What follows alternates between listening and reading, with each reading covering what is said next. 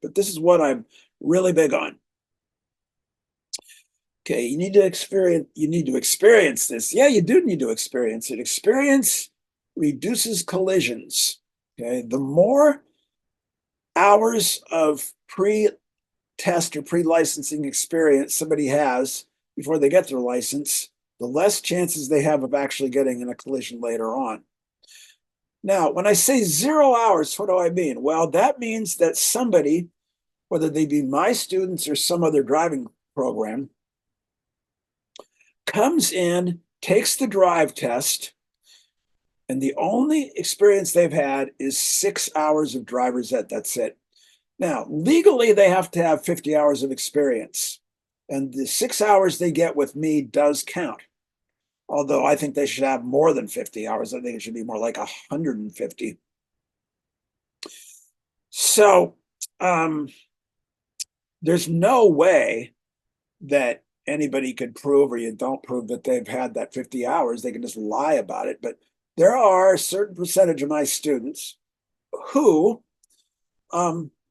that's it. They've only had the 6 hours with me. And they get in the car. They usually don't pass the drive test, but let's say they do. Yeah, I say, look, technically you passed the test because you didn't technically do anything to fail the test, because there's a standard way of scoring it. I said, that's the good news in your case. The bad news is you are going to get yourself into some real trouble.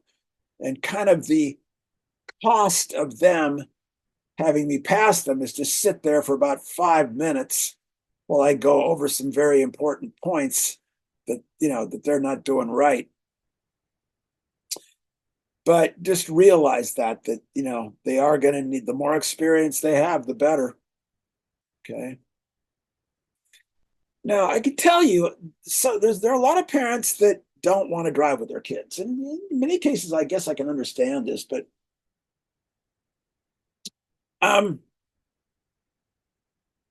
let's see how we're doing here. It's probably going to be about 12:40. Okay.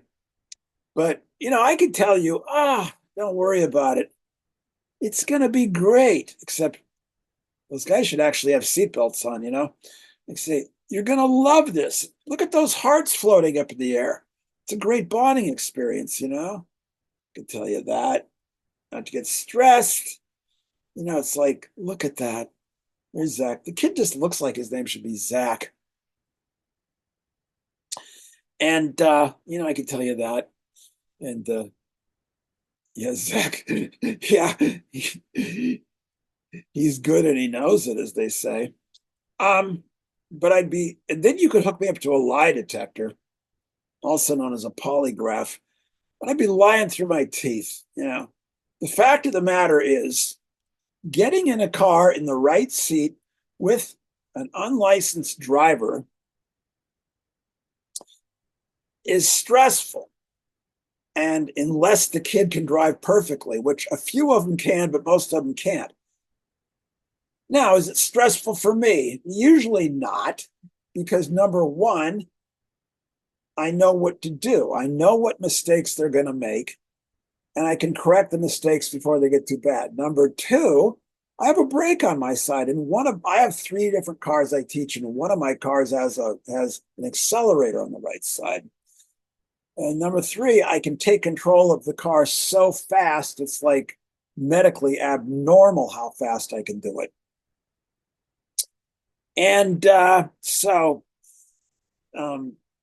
I can tell you that. So pay attention here. Now, that video I sent you, if you follow that process, that's going to make it less stressful. It's going to make it safer. Okay? Not completely stress-free or completely safe, but it'll be an improvement if you follow that process. Okay, so let's say that that's you and your kid. By the way, I realize that none of you actually look like that. If you do, oh my God, I feel sorry for you. Even I don't look that bad, and I look pretty bad. Okay, so there is good old Zach driving, but you're like kind of on the edge, but you're not panicking. But Your good old Zach is driving up to a red light on Park Avenue with a whole bunch of people in the crosswalk. And Zach is not doing what he should be doing. And then you've gone from that other one to this. That is panicking, by the way. So you're begging me to tell you what to do. I better tell you quick. Will I tell you what to do? Yeah, of course I will. Okay. I wouldn't say it's no problem, but I will tell you. Now, there are some ways you can stop the car from the right seat if you have to. In most cases, then I'm going to tell you about something I guarantee you've never heard of before.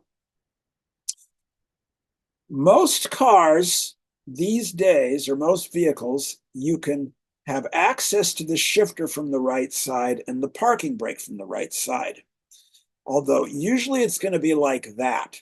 Okay. Although that one, in some way, that old type is actually better in many cases. Okay.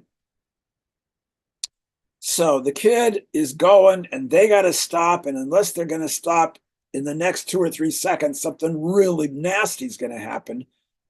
Pull that parking brake. Is that as effective as stepping on the brakes? It is not. Number one is because unlike what they're technically called the service brakes, the hydraulic ones that you step on, with the exception of 2 cars made in the world, the parking brake only works on the back brakes, which are nowhere near as effective as the front brakes are all 4.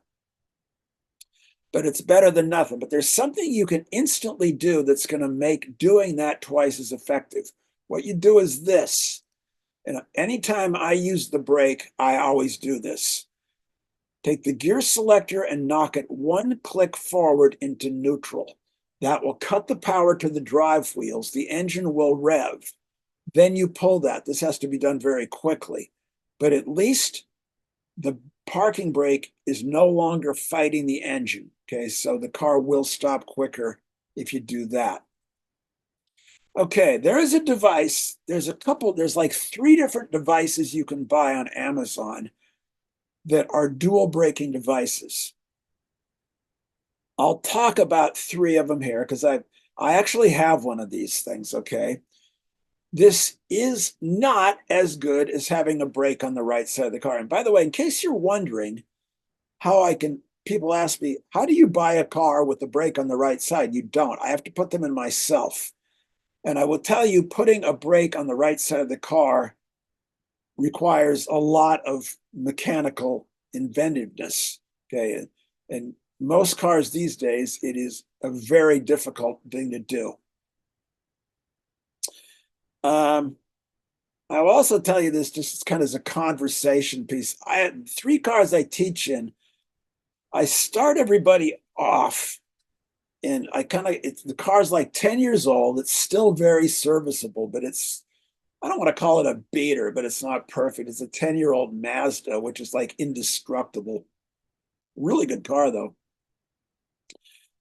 And then I switch up to another car called a GLI, which is a super nice car. And believe it or not, people think I'm crazy for doing this. You're probably right. But one of my cars that I give lessons in is a $200,000 Porsche. People say, you must be out of your mind. I say, you're probably right. But I do have that much confidence in my ability to stay out of wrecks.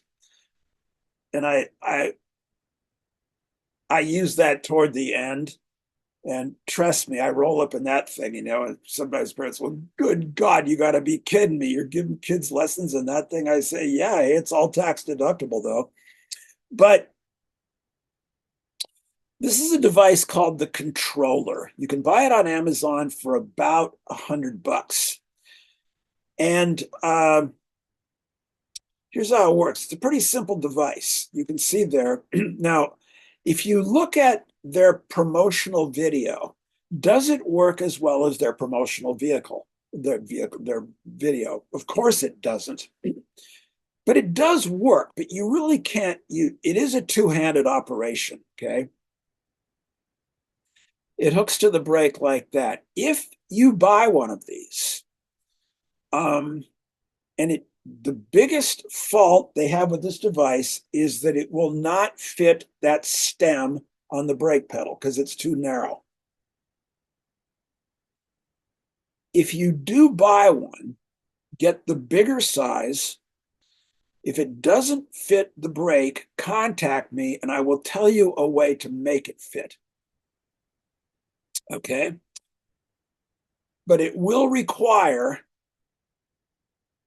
a few hours in the garage, kind of making a little adapter, but I will tell you I will let you know how to do it.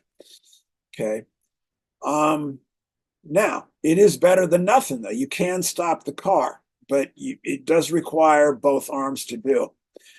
There's one that you use your left hand only on. This is called a wing brake.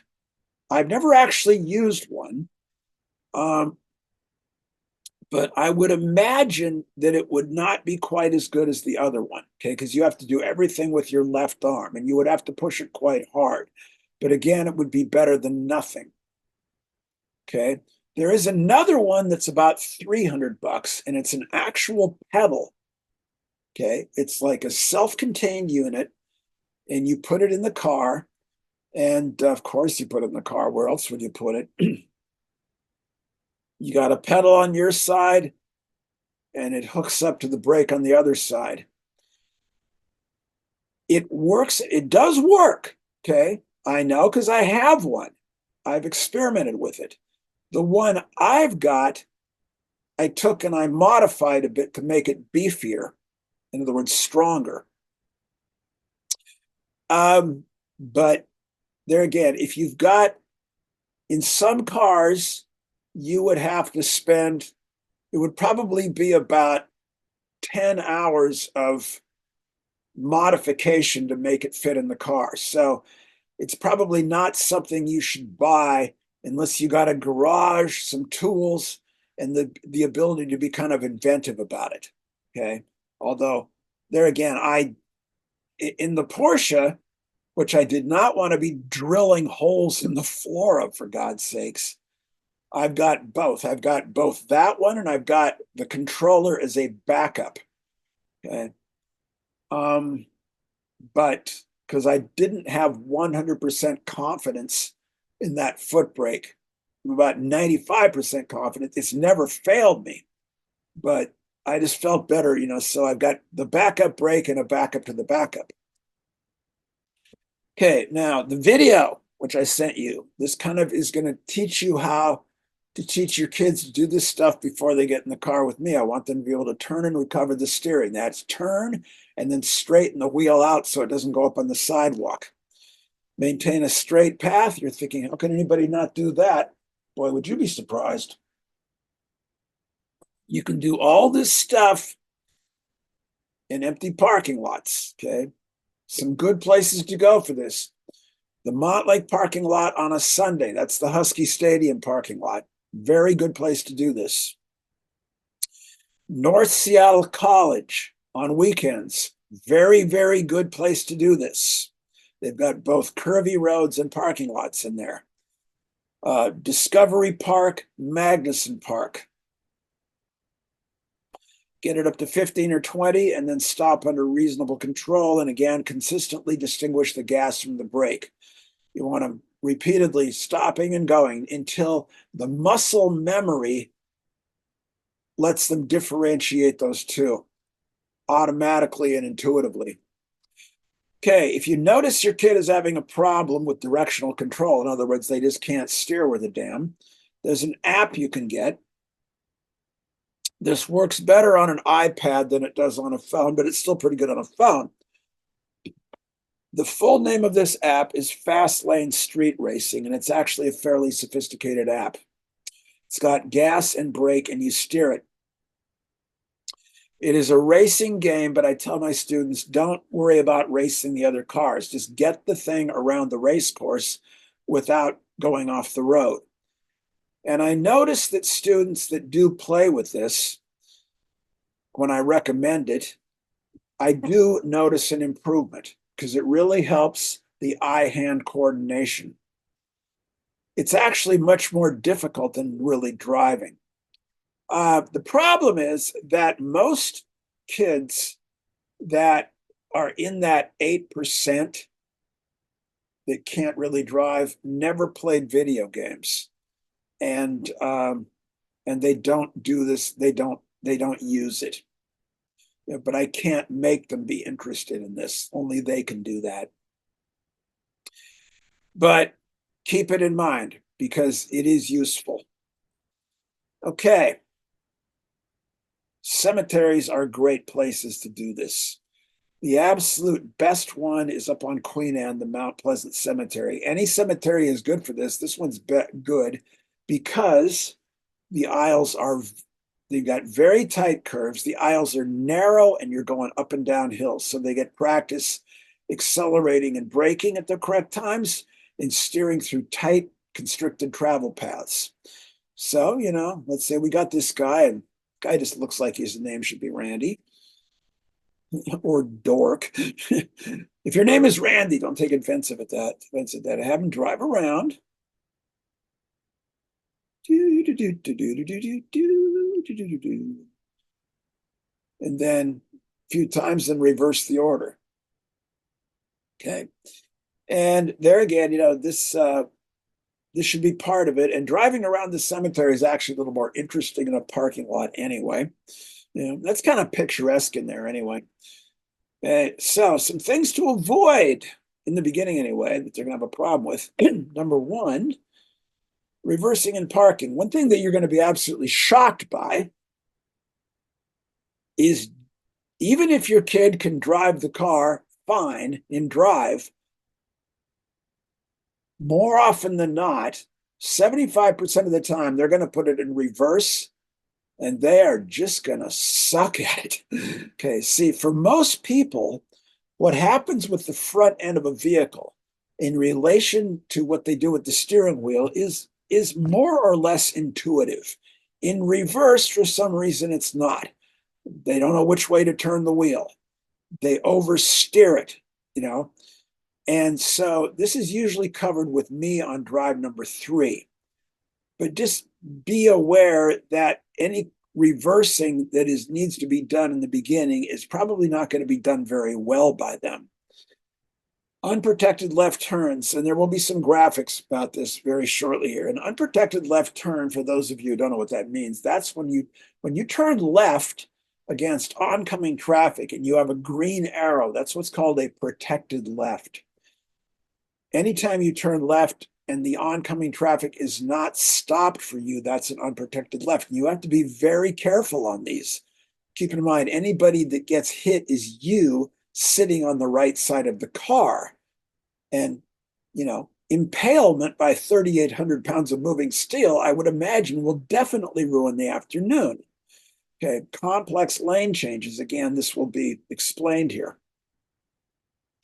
Multiple lane entrances. So let's cover backing up and parking first. Let's say that you live in that big, huge house way up from the road. And you got your big private driveway that goes down through your private forest. And yeah, some of my students actually live in places like this, by the way. And so the only way down from your garage to that street is backing up. And you've done it tens of thousands of times. You're thinking, what's the big deal, huh? So you say, Randy, my boy, I got faith in you. And you're thinking, Randy's going to do just fine. Yeah, look at that. That's probably not what's going to happen. This is probably what's going to happen. Uh-oh. Randy just crashed into that $30,000 bonsai tree that's been there for like 60 years. And then you've gone from being all smiles to something more like that, okay? And you always thought Randy could drive just fine because he did fine going forward, but going in reverse, not so much. So just be aware of that they're not going to be anywhere near as good in reverse as they are going forward. All right. This is an unprotected left turn, and this is the most dangerous, vulnerable position you can be in. That black truck is blocking your view of the opposing lane. The driver can see the blue car approaching. You, who are sitting 3 feet to the right of the driver because of the angle at which you're looking at it, cannot see it. Okay? And this can be really scary. Okay? So how do you avoid situations like this? You avoid them. That's how you do it. Go down to where there's a protected turn. On drive, the main thrust usually, but when I can get it in, of drive number two are unprotected left turns. We pull the car over. I take out some graphics. I show the process. I explain it. And then we do them repeatedly. Because in this city, there's a lot of these, and they have to be done quite precisely. Okay? This kind of stuff, entering from a stop, a 4-lane or 2 directions of traffic. Try to avoid stuff like this. Go down to where there's a signal, go down to where there's a 4-way stop, because that really requires quite a bit of attention. Okay, now here's something that not only a lot of inexperienced drivers mess up, a lot of experienced drivers do this wrong. Those 2 light-colored vehicles are parked at the curb, and they are really, really blocking the driver's view of what the driver needs to see, which is that where the red vehicle is. What a lot of new drivers do, and a lot of experienced drivers will do, although it's not proper, is to come straight out. The problem is by the time the car is far out enough to see, they are out there. And that's the result. This problem is very, very easy to get around. Angle the car very, very, very sharp to the right, almost as if you're pulling to the curb. The driver comes out, and there's a point they will be able to see without actually being out there. And when you think about that from a standpoint of geometry, it makes perfect sense. I'm coming up to the stop sign. I stop at the stop sign. First stop sign is for pedestrians, no pedestrians. I cannot see down to the left. Nothing. If I just went right now, it'd be like Russian roulette. Now, I got to get the car out to where I can see. Just looking at the parked vehicles does me no good at all. Some people would just hit the gas and go there. Terrible idea. Now, I'm angling it a bit more to the right. I'm going to come out a bit further. Now watch what happens. You notice I can see here. It's better, but it could even be better than that. Now I'm going to angle even more to the right. I'm going to come out just another 18 inches. Now watch what happens between here and here. By coming out another 18 inches, I have virtually quadrupled my range of visibility, and I'm still not out in the lane. That's how you get around that issue. It's easy to get around, okay? Like that. One of those things that new drivers very, very reliably suck at is lane changes because they're too timid about it. Okay, so let's say you're headed northbound on Aurora. You're going through Woodland Park. You're about to pass Green Lake, and you need your kid to turn left at 80th or 85th. The time to get them in the left lane is then, when it's easy, as opposed to later when it's harder, because they're probably going to very likely screw it up. Okay, so yellow car. A lot of times they'll slow down for no reason, and there's a solid line of cars in that other lane, and they can never get the car over there. Mistake number 1. Mistake number 2, they just keep going the same speed. And there's no place to get into that left lane. What I will usually do, although there are exceptions depending upon the situation, is I'll tell them to accelerate, okay? And get in front of those line of cars. And one thing about my cars, they all accelerate fast. One of my cars, especially that Porsche, is like absolutely frightening how fast it's basically a 4-door race car. So, but that's better than just crashing into the cars next to them. Sometimes, depending on the situation, I'll have them drop it back and we'll drop it back. But it has to be decisive. I say you got to make a decision, either get in front of them or get in back of them, one or the other. Okay, but just be aware that they're not going to be particularly good at lane changes. Okay, this has to do with spatial relations. This is a standard width Seattle residential street. I apologize for going longer, but for some reason, every time I do this, it gets longer. I don't know what it is, but hang with me. It won't take all day. Okay, there's room for a total of 3 vehicles on the standard width Seattle residential street. That is the correct position. Dead centered, although that's not actually dead centered. You have to be in a position where even if a door is open on each side, the car will still go through. A lot of new drivers will do this. They will hug the right side. And if anybody opens a door, it's going to be a real mess. Why do they do this? Well, you're going to find that a lot of your kids will have a tendency to drive the car too far to the right. That's very common. Because that's where they're looking. They are staring 50 feet right in front of the car like they're looking through a tube. And they are totally unaware of the right side of the car. And a lot of times they're not aware of the right side of the car until they hit something. That is what I was referring to earlier as the right side swipe. Okay, scrapo. More about that in a few minutes. Some stuff you definitely want to avoid in the beginning is personal issues. You leave all that crap at the curb. Okay, that's going to be the temptation, but don't do it. Any issue you have with your kid, excuse me, more iced tea here. After this, I'll be out of it. I'm running out just about in time. Okay. Any issue you have with your kid outside of the car is going to get that big or bigger inside of the car. It just magnifies it. So as tempting as it is to bug them about stuff, don't do it. Okay.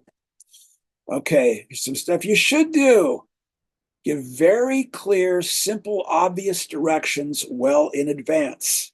And this is from the feedback of tens of thousands of students, what it's like to drive with their parents. Okay. Because they tell me this stuff quite a bit. If you want them to turn right, tell them like 3 or 4 blocks in advance. All right. Not when you're like 6 inches from the corner. And get them into the correct lane for turns. Because a lot of times they're not going to get into the correct lane for that turn. Don't say right unless you mean the direction right. Okay. Okay. Again, get them into the correct lane for turns well in advance. There can be a very obviously marked left turn lane or right turn lane, and a lot of times they will not get into it. So you need to make sure you get them into that correct lane well in advance. Okay, look further ahead than you normally would, and look further to the sides. Narrate. There's something coming up, just mention it. Okay. Plan the routes in advance for safety, not because it's the way you always went. And like I said, point. Don't just say right or left, because 1/3 of all my students have zero conception of right and left. I'm really big on following distance. I usually do not care how fast we're going. Okay, I don't. I say move with the traffic flow, but always have enough distance in front of you. So if they just stop, there's no doubt you could stop before running into them. And then I say, following distance is much more critical than speed is. I just, when we're in the car, I'm not even looking at the speedometer. I just say, go the same speed everybody else is going. Don't worry, we're not going to get pulled over. You're not going to get a ticket because it's never happened. Okay. You want a little more following distance with students than you do experienced drivers, because it's going to take them a bit longer to stop that car total. So you need a bit more following distance. Not a ridiculous amount more, but just really really control that following distance. That's like really important. The legal minimum is 2 seconds. That's way too close. Now, the biggest reason inexperienced drivers get in more wrecks than experienced drivers is tunnel vision. We are driving on that street. We're going to probably see our lateral field of visibility is going to be more than that. We are clearly going to see that four-way stop. But here's what the brand new driver is going to see in many cases. It's not going to be that. It's going to be that. I'm not kidding you. It's like they are looking through a tube. That's what they're seeing, but that's what they need to see. That's one of the reasons why they're not stopping or putting the brakes on when they should. But if you just mention to them, there's a stop sign ahead, that's going to draw their attention to it. Now, here's something I've never been able to figure. If you live in Magnolia, or if you ever go to Magnolia, I say this kind of from an entertainment standpoint as much as anything else, and I've never been able to figure this out, but I've got students who drive really, really, really well. And this is the corner of 28th Avenue West and Blake, or House Street, or Blaine. Yeah, Blaine. If you look to the right, that's where that Christian Science church is. That stop sign is not hidden. It's well out there where anybody could see it. Yet about half my students would blow right through that stop sign northbound if I didn't stop the car. And they would stop at every other stop sign in the whole damn